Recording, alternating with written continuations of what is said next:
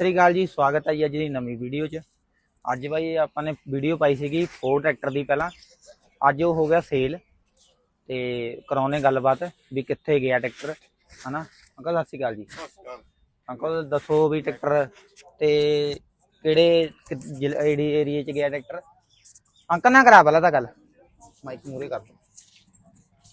Uncle ਜੀ ਕਿਹੜੇ ਏਰੀਏ 'ਚ ਲਿਆ ਟਰੈਕਟਰ? ਨੂਰਪੁਰ ਬੇਦੀ ਏਰੀਆ, ਬੈਂਸਾ ਪਿੰਡ।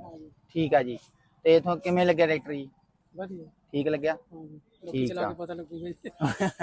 ਚਲੋ ਉਹਦਾ ਹਾਂ ਚਲਾ ਕੇ ਹੀ ਪਤਾ ਲੱਗਣਾ ਹੈ। ਭਾਈ ਬੈਂਸ ਪਿੰਡ ਲੈ ਗਿਆ ਤੇ ਇਹਨਾਂ ਦੇ ਬੇਟੇ ਬਾਹਰ ਦੇ, ਓਕੇ ਜੀ। ਉਹਨੇ ਡਿਮਾਂਡ ਦੀ ਚਲੋ ਵੀ ਆਪਣਾ ਫੋਰਡ ਲੈਣਾ। ਇਹਨਾਂ ਕੋਲ ਹੈਵੀ ਟਰੈਕਟਰ ਮੈਨਾਂ ਫੋਰਡ ਹੈਗਾ। ਠੀਕ ਆ ਜੀ। ਇਹ ਕਹਿੰਦੇ ਫੋਰਡ ਟਰੈਕਟਰ ਲੈਣਾ ਵੀ ਟਰੈਕਟਰ ਵਧੀਆ ਤਿਆਰ ਹੋਇਆ। ਹਾਂ ਤੇ ਆ ਤਾਂ ਵਧੀਆ ਹੋਇਆ ਵਾ। ਪਸੰਦ ਦੀ 500 ਆਏ ਦੇ ਆਪਣੇ ਕੋਲ।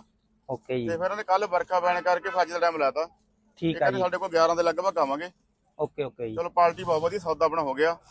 ਠੀਕ ਆ ਜੀ। ਤੇ ਵੀਰਾਂ ਨੂੰ ਮੁਬਾਰਕਾਂ, ਵਧਾਈਆਂ ਅੰਕਲ ਤੁਹਾਨੂੰ। ਵਧਾਈਆਂ ਹੋਣੀ ਤੁਹਾਨੂੰ। ਤੇ ਮਾਰੋ ਜੀ ਸਲਫ ਟਰੈਕਟਰ। ਸਾਲ ਮਾਰੋ ਮਾੜਾ ਜਾ ਹੈਪੀ ਕਾਰ ਸਟਾਰਟ ਕਰਦੇ। ਅੰਕਲ ਨੂੰ ਬਿਠਾ ਲਓ, ਅੰਕਲ ਬੈਠੋ ਜੀ।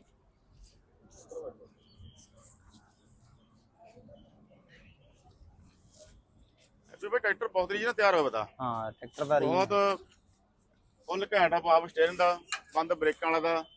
ਆਪਾਂ ਨੇ ਵੀਡੀਓ ਵੀ ਪਾਈ ਦੀ। ਮਾਰ ਦਿਓ ਸਲਫ, ਕਲਚ ਦੱਬ ਕੇ ਸਲਫ ਮਾਰ ਦਿਓ। ਵੀਡੀਓ ਪਾਈ ਦੀ ਟਰੈਕਟਰ ਦੀ।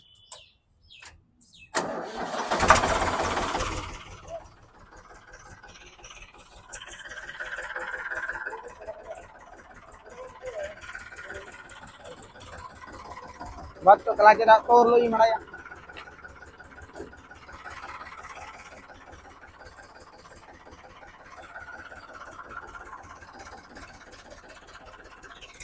ਲੋ ਜੀ ਟਰੈਕਟਰ ਆਪਾਂ ਨੇ ਕਰਤਾ ਬਾਈ ਸੇਲ, ਗਿਆ ਨੂਰਪੁਰ ਬੇਦੀਆਂ।